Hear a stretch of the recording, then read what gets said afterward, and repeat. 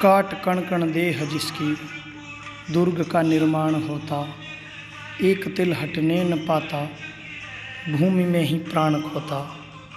जय पराजय कीर्ति यश की छोड़ करके कामनाएं, रात दिन निश्चल अटल चुपचाप गढ़ का भार ढोता। शोक में रोता नहीं और हर्ष में हंसता नहीं, जो राष्ट्र की दृढ़ नींव का पाषाण बनना है हमें तो। निज हृदय का स्नेह कण कण देव प्रतिमा पर चढ़ाकर राष्ट्र मंदिर का पुनर्निर्माण करना है हमें तो। 21 जून 1940 को दो आंखें हमेशा के लिए बंद हो गई। मात्र 51 वर्ष की आयु में अपनी देह को बीज की तरह गला देने वाले वे महामानव कोई और नहीं, राष्ट्रीय स्वयंसेवक संघ के संस्थापक परम पूज्य डॉक्टर केशव बलिराम हेडगेवार थे। इन आँखों के पीछे एक प्रशांत किंतु महाभयानक, धीर किंतु विनाशक, गंभीर किंतु प्रलयंकारी, दुर्जेय समझे जाने वाले, महाझंझावातों से अपनी कश्ती निकालने वाले योद्धा का अद्भुत इतिहास विराजमान था। जब दुनिया के शिशु सहजता से मिठाई के लिए ललचाया करते थे, ये आंखें परकियों के लिए कूड़ेदान ढूंढा करती थी। जब विश्व के कुमार यूनियन जैक की फहराती ध्वजा से आतंकित होते थे, ये आंखें उसे उतारने की योजना बना रही थी। जब भारत के किशोरों की अंग्रेज अधिकारियों के सामने घिघी बन जाया करती थी, ये आंखें उनकी छाती के ऊपर वंदे मातरम के घोष के स्वप्न उड़ा रही थी। जब स्नातक युवा डॉक्टर बनकर किसी दूर देश में ऐश्वर्य के सपने देखता था, ये आंखें पुरातन भारत के अभिनव बंधन की बेड़ियां निहार रही थी। इन आंखों ने अपने साथियों की दर्दनाक मृत्यु, फरेब की राजनीति के बहाने स्थापित होने की अवसरवादिता, समझौतों में अपनों की बलि और अकारण ही इस देश के मासूम जनों का युगों युगों तक अभिशप्त और मृत्यु से भी दारुण आकाश कुसुम की तरह असंभव समाधान वाला घोर वनवास देखा था। उन्होंने मोपला का वे घृणित नरसंहार, जिसका इस देश की भोली जनता से कोई लेना देना नहीं था, जो मात्र इसलिए मजहबी नफरत की चक्की में पिस गए क्योंकि वे हिंदू थे, उस दुखदायी इतिहास की जानबूझकर बार बार आवृत्ति के रहस्य और उसके पीछे असफल होती लुंज-पुंज नीति की हकीकत जान ली थी। वे देख रहे थे कि किस तरह अपने ही घर में एक स्वामी की स्थिति किराएदार से भी बदतर हो चुकी है।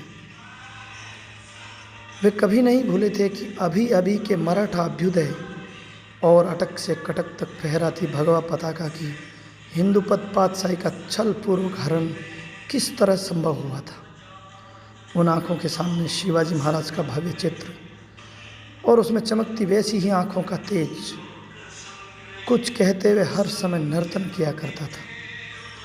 जर्जर हिंदू समाज को नव यौवन का कायाकल्प पिलाते पिलाते मात्र आधी आयु में ही वे स्वयं जर्जर हो गए। विगत 3 माह से पीठ की असीम वेदना से भी छत्रपति की यशस्वी प्रतिमा को निहारना बंद नहीं किया था।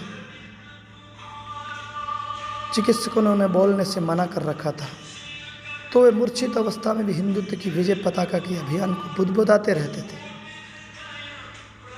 दुनिया आश्चर्य से भर जाती है। ये कौन सी पीड़ा है जिसके सामने शरीर की पीड़ा कुछ भी नहीं लगती। लंबर पंक्चर की असह्य वेदना में भी उनकी खामोश निगाहें कुछ और ही लकीर खींच रही थी। विगत 15 वर्षों में उन्होंने एक भी क्षण व्यर्थ नहीं जाने दिया। उनका एक भी क्षण निरर्थक नहीं था। उनकी एक एक गतिविधि किसी महाकाव्य के सर्ग से दिखती थी। जिस वटवृक्ष को उन्होंने बोया, उसकी भावी विशालता की कल्पना से वे एक पल को भी विचलित या उद्वेलित नहीं हुए।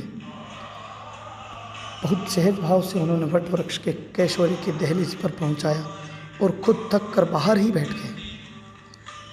15 वर्ष तक न सोए, न थके, न रुके, न झुके, दिन का पता न रात का, इस प्रांत या उस प्रांत, आज इधर प्रवास कल उधर। लगता था उन्हें बहुत शीघ्रता थी, किंतु अपनों को पता नहीं चलने दिया। उनके कार्य में तूफान की गति थी, किंतु मेघ गर्जन से सुप्त हिंदू कहीं हड़बड़ा कर उठ न जाए। वे इन्हीं नेत्रों से हिंदू राष्ट्र का दिव्य अरुणोदय चाहते थे, किंतु सूर्य के चकाचौंध से इस समाज कहीं हतप्रभ न हो जाए, इसलिए उसके जागने का गान करते करते अपने जैसे सहस्त्रों प्रतिरूप सिद्ध करके स्वयं सोने की तैयारी करने लगे।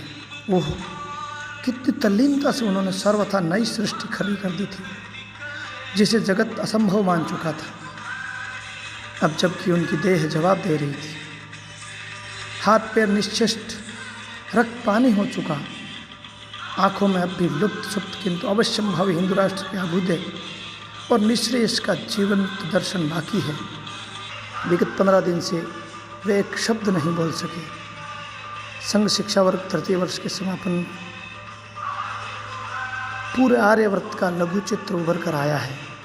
वे अपने किशोर वट वृक्ष का साक्षात करने व्हीलचेयर के सहारे मंच पर उपस्थित हुए हैं।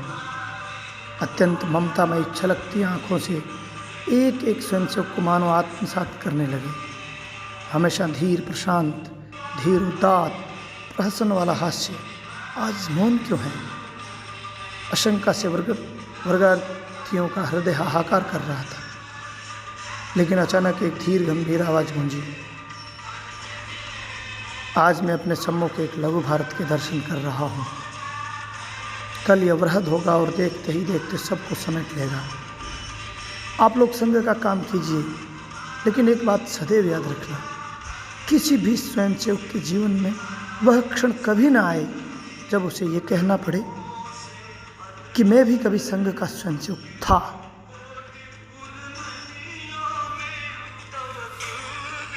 साध्य करना है हमें गीता प्रदर्शित ध्येय सपना, बस इसी की पूर्ति के हित हो समर्पित जन्म अपना।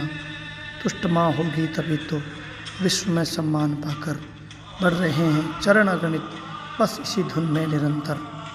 भारत के पूर्व प्रधानमंत्री अटल बिहारी वाजपेयी ने लिखा है, पथ पर चलते चलते ही वह राह बन गया, तिल तिल कर जलते जलते ही दाह बन गया।